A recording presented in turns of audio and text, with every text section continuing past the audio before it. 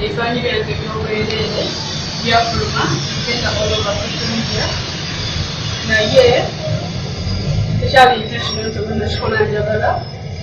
Yes, ebifaananyi byali byange naye sindeeta kulishinga. It is the final channel, Zanella alongside SPV Graphics. Weekend yennyini twabawa ebifaananyi bya mwana muwala Princess Juko owa Ebons. Ng'ebifaananyi bifulumye ne tubibawa ne tugamba bannaaye ebifaananyi bino bifulumye. Omuwala ono avuddeyo n'annyonnyola ng'ebifaananyi ebyo byabikwata nga biweereza omwagalwa we. Then ebifaananyi byange by'obwereere byafuluma genda all over social media naye tekyali intentional nti ogenda kikola njagala. Yes, ebifaananyi byali byange naye sindeeta kulishinga. Yali muntu gwe neesiga because ebifaananyi ebyo byali bikulu nga bikadde byalima bunayagaliranga omuntu ono nebitweringa nebipublishinga. Naye olunaku olwaleero nzize ku police first of all okumpuliriza namanya my side explain everything. Nebafunanya nti it was not intentional okuba n'omukazi Isiraamu n'omukazi Muganda sobeerawo ebintu nga byo bibeera private obukyalwenza n'oyo omuntu omu wawesize omuntu ogwe neesiga yambaamu era right now I have lost almost everything, my respect, my family, mikwano gyange, baganda bange, my colleagues.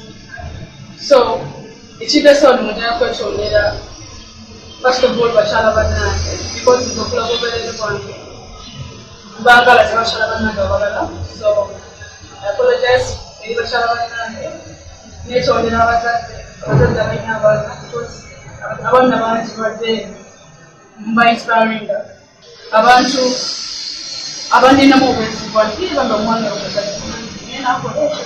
I did not do that intentional. I didn't feel in love and I did it all, so I was afraid. If I'm not going now, I'm really sorry, I didn't take that.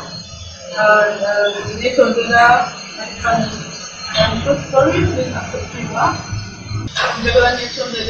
My boss, my company, because right now I'm in the Italy state, but I'm going to be champ, whatever my family.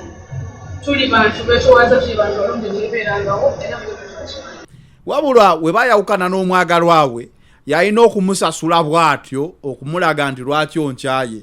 So omuwala avuddeyo ne yeetondera ensi, ne yeetondera poliisi, ne yeetondera baganda be, ab'eŋŋanda ze n'abawagizi be era ng'abalaba emizannyo gye, ne yeetondera kaŋŋambe yeetondedde buli munnayuganda.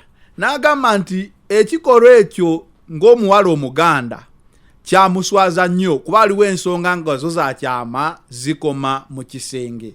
Wano we njagala obbawera amagezi nagaba mu vidiyo eri ebifaananyi ebyafulumira ne ŋŋamba okuggyako ng'omuntu takwagala teri muntu ayinza kukusaba bifaananyi mu mulembe guno ogwa digital world. Oyo aba ayagala kukozesa bukozesa.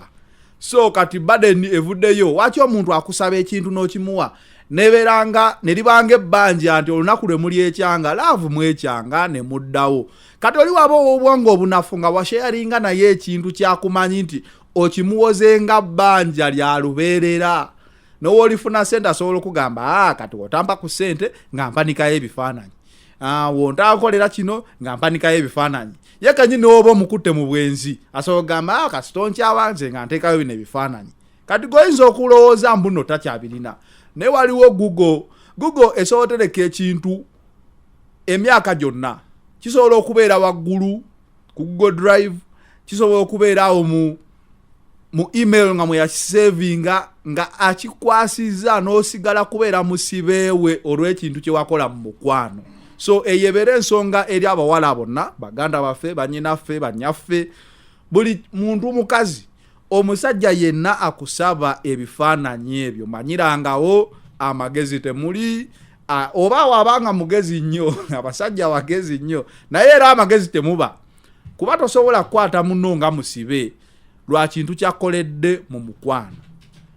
Video tugikutereddeyo tukutereddeyo mukyalo oyo nga yetondera ensi ye, yetondera eggwanga, yetondera buli omu. eyo lesoni nno ebeere nnene eri baganda baffe abawala ne bannyinaffe n'abasajja mwenna gye muli. Omuze gw'okukyawagana guno n'otandika okukola ekintu nga otiisatiisa omulala olinga agamba nti yakuwola ebbanja lya bulamu, si mulungi era omusajja oyo nze mubalira ddala ng'omusajja aba tatoola bulungi, atabeeramu magezi gatoola. It is the final channel, Zanel alongside SPV Graphics. We out of here.